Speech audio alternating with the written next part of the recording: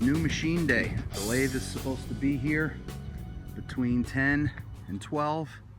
It's about 10:30, so we're just waiting. Got the garage cleaned out for the most part. At least we made room for the lathe, which is going to kind of go over here. You'll notice I got the floor epoxy paint kit, the brush, and I got the simple green to degrease it. I'll do that when everything is all out of here. And I have my temporary power for the lathe. I bought some 220 cord made up of plug. It's about 30 feet long. And I very unprofessionally drilled a hole through the basement. And the electrical box is basically right underneath these stairs. And there's a power plug out there that I have the surface grinder attached to, plugged into. So I'll unplug that and I'll plug the pigtail into there and run it through, and we'll wire in the motor. Make sure that it works and everything is good. Start breaking it in. After that, it's, you know, more cleaning up, getting this stuff out of here in preparation to paint the floor. It's going to be fun trying to move the lathe around while I'm painting and hosing the floor down and cleaning and everything. So that'll be a fun operation. All right, well, we'll be back when the machine gets here. All right, well, the guys just delivered the machine. Here she is. There's no damage to the crate whatsoever. Looks like it had a safe trip.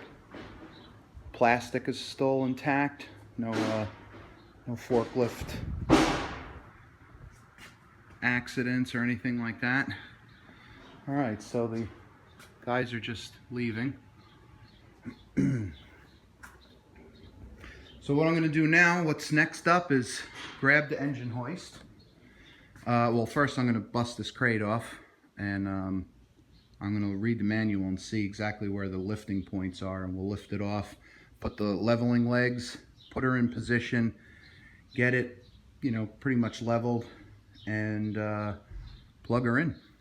Get some tests going. Wipe down all that cosmoline off there, the anti-rust stuff on there. All right.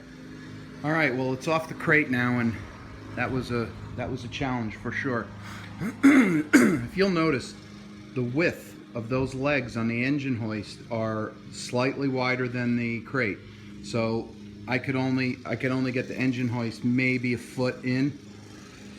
So that presented a huge challenge because the boom didn't even, the boom was just about over the, you know, the top of the headstock. So came in on this side, rigged it up over here and lifted it a little bit.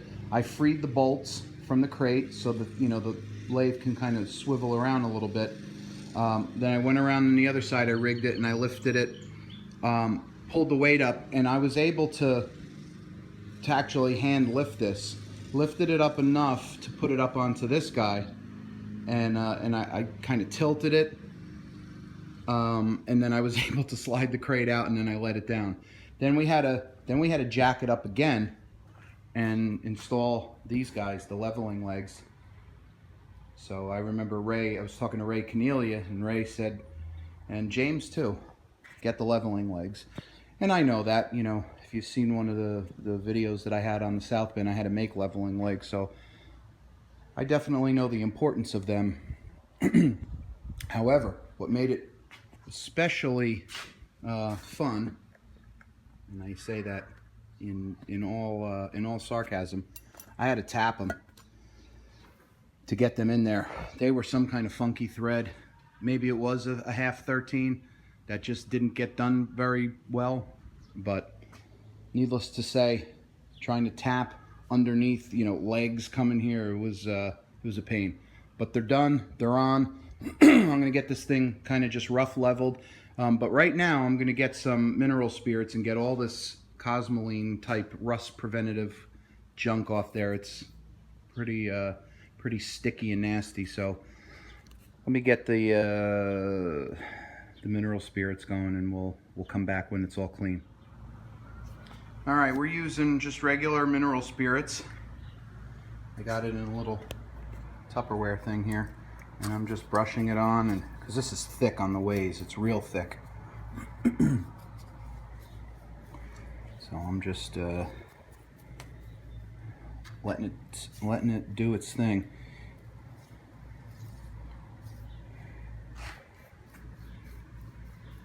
You could see I got it over here a little bit. It's like night and day difference. See? So I got my work cut out for me for a little while to get all these parts cleaned up. Then I'm going to connect the power to it and fire it up. All right, we're all decosmolined. Ways look real nice. Stuff comes right off with a brush and the mineral spirits.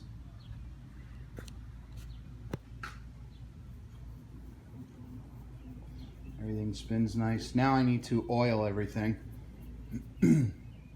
so it doesn't flash up or whatever, but full travel. Everything operates real smooth. I'm going to get some whey oil on here.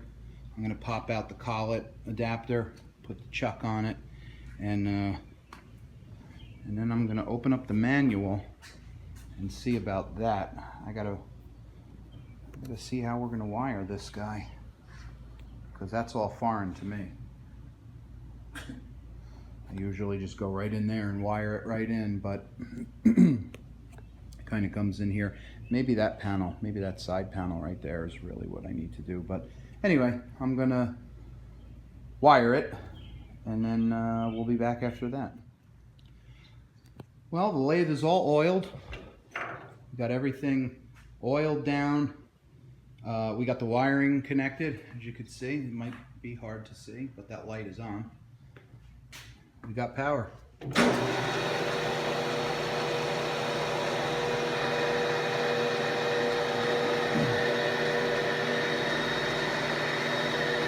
I see some residual cosmoline stains that I need to get rid of.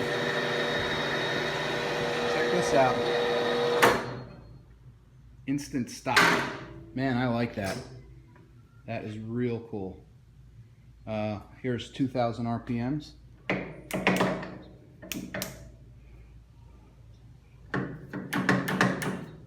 There we go. I like that jog feature. Alright, that's not 2,000 RPMs. Oh. There we go. Alright, that should be 2,000.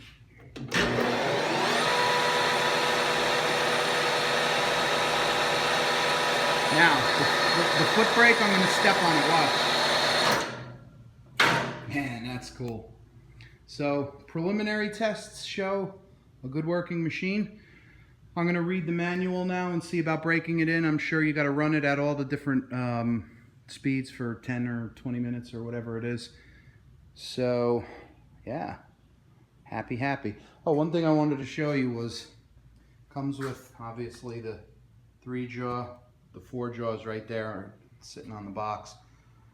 Oh, more of that cosmoline. Faceplate. There is our follower rest.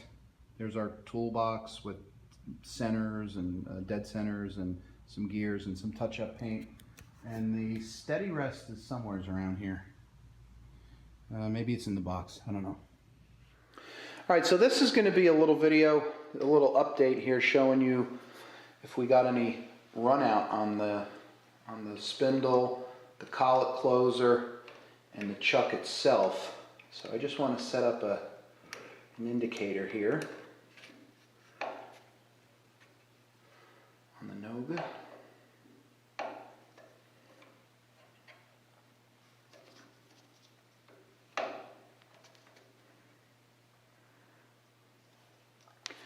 All right. Now what I have here is a 5/8 gauge pin. We are going to lightly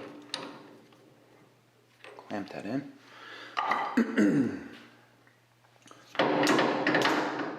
Put this in low gear.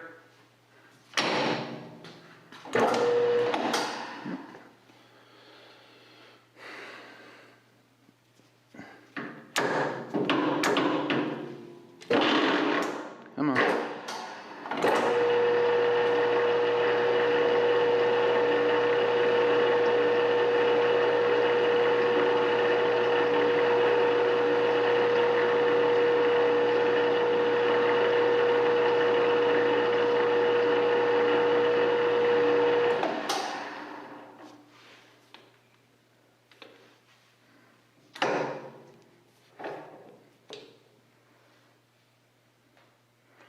So we could see already that the 3-jaw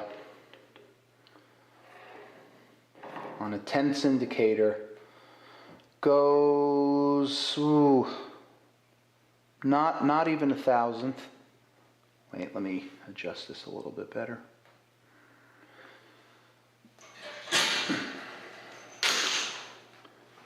These are a little finicky.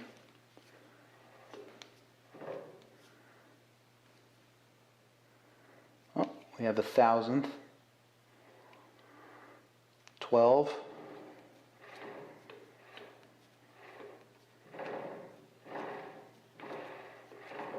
So let's get this back into gear here and see.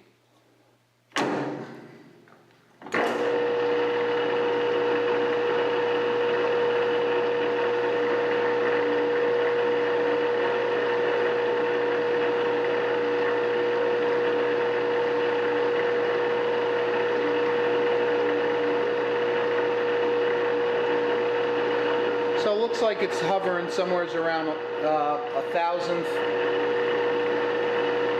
right? 11/10. That isn't too bad for a 3-jaw, right? So let me take off the chuck and we're going to test the spindle now. Let me get off, shut the camera off, and let me set up for a different angle so I'm not blocking the camera. All right, we got our indicator set up on the inside of the spindle nose. So,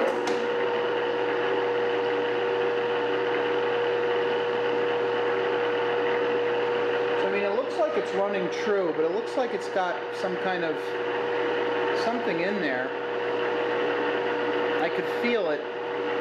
It almost feels like it could be stoned a little bit. It's got some, I don't know, maybe some cosmoline in there, because it doesn't feel like it's metal. It just feels like it could be scraped out. But regardless, I mean, it's moving 1/10. That's what it looks like from here. Maybe 2/10. All right, so I would say that the spindle nose is really nice. Now we're going to check the collet nose. See how that fares in our test.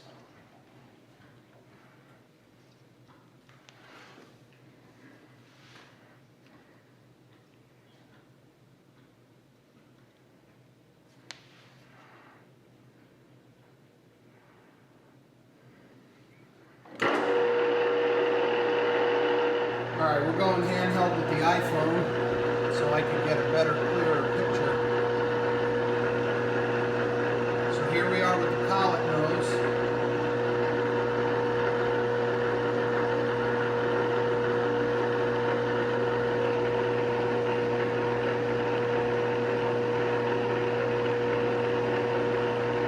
Alright, I got it zeroed in now as best I could.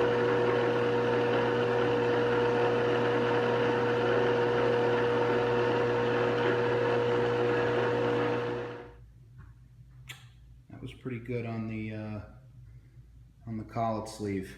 That was beautiful, in fact. All right, I think the tests are pretty good. We got a good spindle.